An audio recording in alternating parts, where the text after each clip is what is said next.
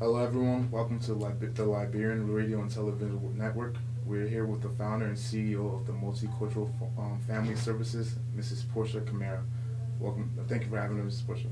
Um, Thank you and welcome to Multicultural Community Family Services. Now, I wanted to talk to you about a couple of things. First of all, what is the Multicultural Family Services, and what do you guys do? Give me a little bit of a history and a background of you guys. Well, the Multicultural Community Family Services was founded in 2003 in response to supporting immigrants, predominantly African immigrants who were um, resettling within the greater Philadelphia area as a result of the Liberian Civil War, as well as civil wars within the region, Sierra Leone, the Ivory Coast. And when they came, there were many needs, and they needed to be supported. And we found at the time that traditional service providers were not equipped to meet those needs because of significant barriers having to do with language and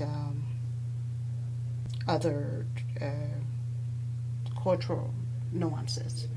And as a result of that, our organization was founded. Uh, Multicultural was founded by African immigrants. Um, our strengths included knowing our people, um, having lived experiences, being born and raised in Africa, and having the professional expertise to serve the population that was coming in. And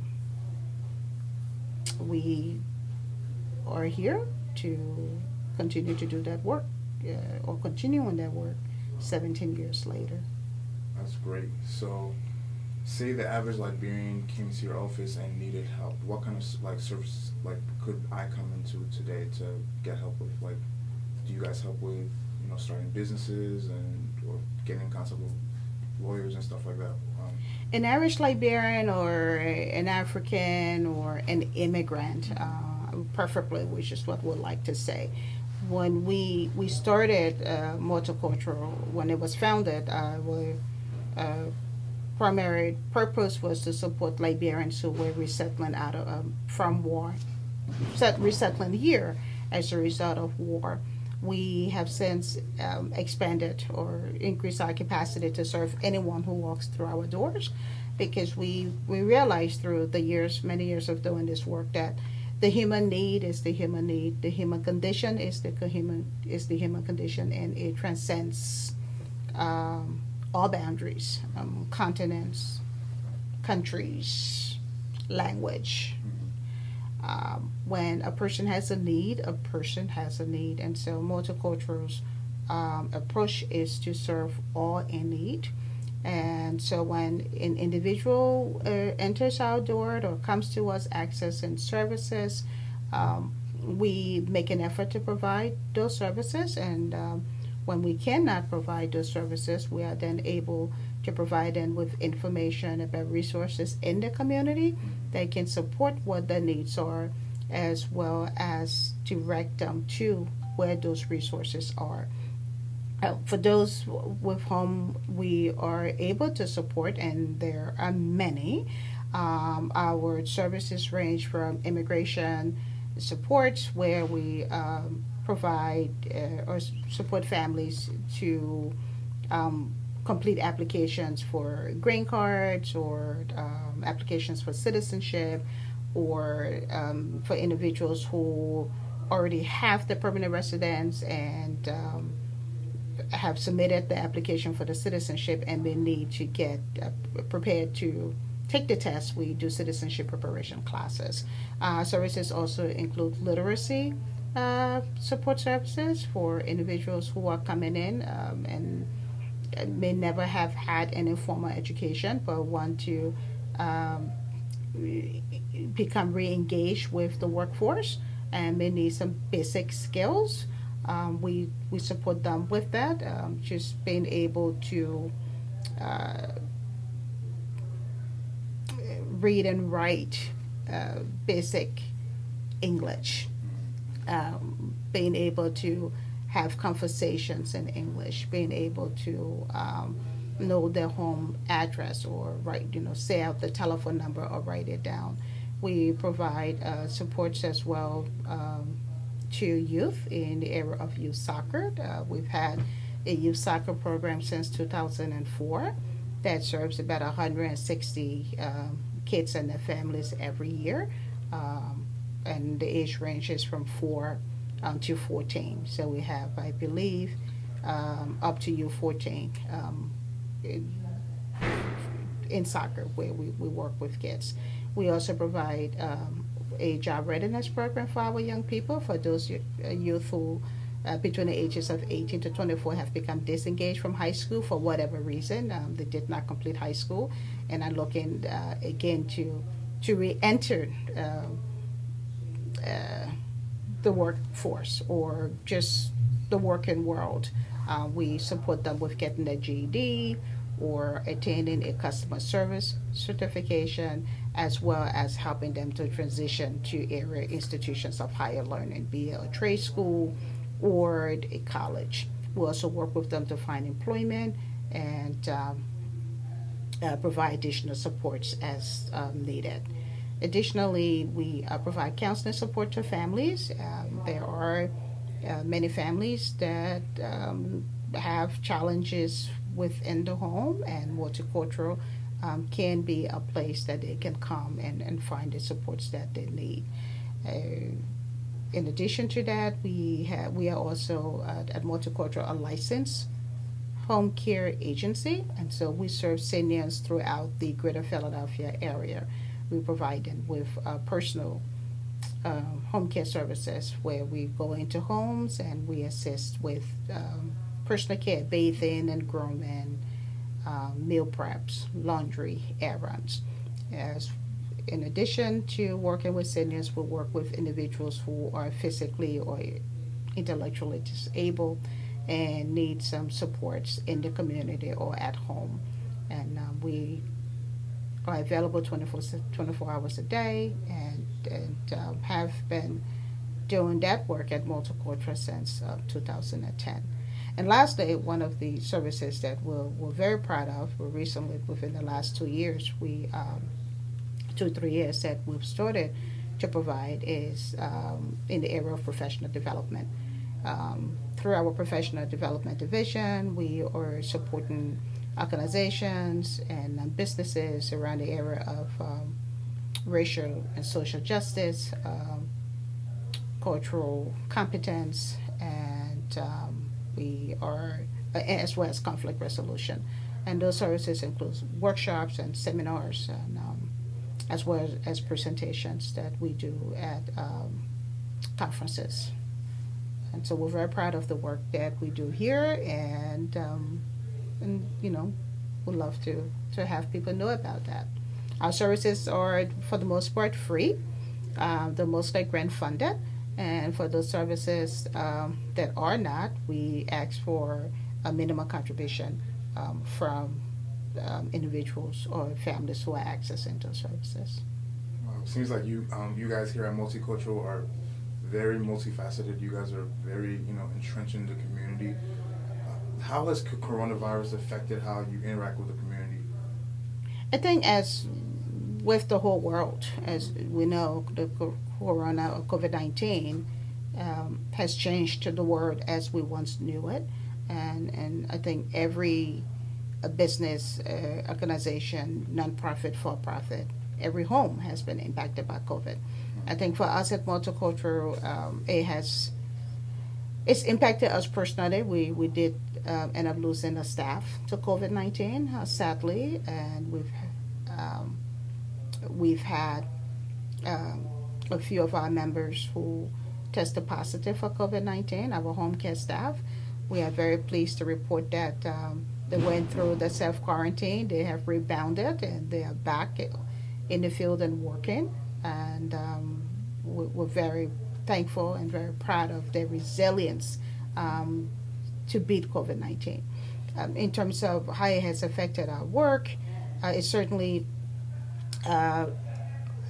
has made us to perhaps more than ever be more conscious of safety. Um, and it allowed us, thankfully, to early on to take the necessary safety measures to ensure that our staff going into home, our home care workers that were going into home were safe, and that our participants that they serve, our seniors, were also saved. And so we were fortunate to have received funding from the Philadelphia Foundation through the Phil COVID 19 Fund to purchase PPE for our staff. And so we were able to get gloves and masks and hand sanitizers, um, uh, plastic coverings, as well as disinfectants and among others. And we were able to distribute that to our staff and still do actually on a weekly basis. So as you can see, I have my mask on. It is difficult to talk with the mask, so I have it on the side. But here at Multicultural, every employee, it is required, mandatory that they keep a mask on now, as we are in the green phase, the yellow phase, and even when we go into the green phase, but we have to wear a mask. Employees are required to sanitize their areas every day when they come in, or at the end of the workday when they leave out, so that when they come in the morning, they have those, the area is clean and sanitized. When we are out in the community and serving the community, one of the things that we do is food distribution to seniors. We are, it's not mandatory to put gloves on when you're serving a food box, but they are encouraged to do so as well. Here we practice social distancing. We really emphasize 6 feet at Multicultural because we know that a combination of wearing a mask and social distancing, 6 feet go a long way to reducing, if not preventing, the spread of COVID. And so it has made us more aware of those things, being mindful that the health of one person depends on the health of the other. And so we've taken a very unified approach to that. We've limited access to the community, clients or participants when they come in. So we have a barrier, and you will see through our main entrance way, we have a desk that is put there to prevent access. And so on, our employees, for the most part, come in to the building or into our offices. And for the common area, when clients do come in because they want to use our computers to check on their unemployment application or maybe to complete their census, which one of the things we do here as well. They come in, they have to wear the mask, and we also ask them to put gloves on. So those are the ways that it has impacted us at Multicultural. We have always been known as very relational and family oriented, always embracing of each other, and we now have to be mindful that we can't do those things as we once did. So it has allowed us, as I said, more so to put safety first than anything else. Now, on top of everything else that's been going on in this year 2020 is the year of the census. What exactly is the census, and why is it important that people actually complete this? Wow, what is the census? That is the question. Despite the enormous education that is being done in the public right now, we are finding through our work that there are so many individuals out there who still do not know what the census is. So one of the simplest way that we, when we are providing that information or answering that, we tell people that ask, the census is, and this is the most simplistic way that we try to explain it, it's something that the United States government does once every 10 years. And that something is called the count. The census count is where the United States government counts every person living in the United States, regardless of where they are, as far removed as the farthest village or town in Alaska to the largest town in California or the largest city in California. And it's called the decennial census, meaning it takes place every 10 years. And babies are counted, seniors are counted, or as we say in Liberia, old people are counted, the young people are counted, everyone else in between. And why is that important? It's important because the government wants to know, one, how many people reside in the United States, right? Two, the census determines how much federal dollars go to states. So if there are less people counted in a state, less federal funding or less federal dollars go to that state. If there are more people counted in that state, more federal dollars go to that state. So, for example, Pennsylvania has about 13.5 million people. Let's assume that all 13.5 million people get counted. That will give Pennsylvania a minimum of $2,000 per person over 10 years, because the census is every 10 years. So you do the math. 2,000 times 13.5 million. A lot of money that Pennsylvania would get every 10 years. Let's say out of that 13.5 million, only 5 million gets counted. Pennsylvania would end up losing so much money. Why is the money important? The money is important because that money is what supports many of the social programs, the economic programs, the health programs that people need, that they must have in order to be sustaining in terms of their own health. And when I think about health, I'm not just thinking primary health, right? So if less money comes to Pennsylvania, for example, that means that the state will have less money to spend on CHIP. Now, CHIP is the health insurance program for young children whose parents cannot afford health insurance. So without enough money coming for CHIP, that means less children are going to be insured. So it affects women and children, pregnant women who must rely on WIC, women, infant, and children, the subsidy that helps them to get rich, nutritious food to sustain themselves and the babies. Well, if less money comes to Pennsylvania, that means there's less money for WIC. So instead of 1 million or 10 million people being on WIC, or however numbers there are will be on WIC, less people now will qualify to be on WIC because the money is not available.